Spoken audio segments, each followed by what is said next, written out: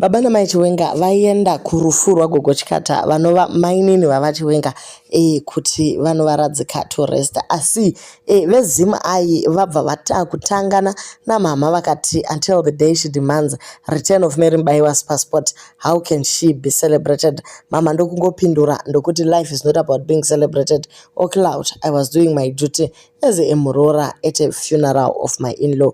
Welcome back to the channel. Please don't forget to like and subscribe. So Gogo Chikata vakashaika at the age of 102, and this to the family is not mourning but a celebration of a life where we lived. Saka vanga variko ndi Comrade Felix Mona, Tinoma Chakaire, Tatenda Mavetera, Apollonia Mjerengi, nevamwe vakawanda wanda vemuNational Assembly vainda kuti vanobatsirana nemhuri kuchema, asi zvazobuda apa ndezvokuti vamwe vabva vatongotanga kuda kungoataka mama Chiwenga.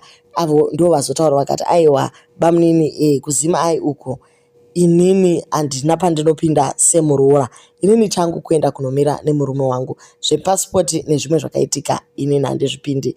Do leave your comments on what you think. Vanhu vaneta guys, nekuramba vongo atakiwa, especially mama Mini vanotraya wanewo kokuramba vongo atakwa havo. Daddy Chiwenga vari kuratidzika kuti vakagezeka vakachena vari fit. Hazvisi zvinhu here zvokuti ticelebrate pane kuramba tichingoti every time she post we go on a post tonotanga kuataka tichiti chino haisi mhosva yake guys. She actually came in after kurambana kwaChiwenga naMary, saka zvese zvinoitika ikoko orega here kurarama sezvaanoda, nekuti hanzi Mary adamburwa gumbo, hanzi Mary watorerwa passport chino. Do leave your comments on what you think about response yamama vari kuti zvakwana.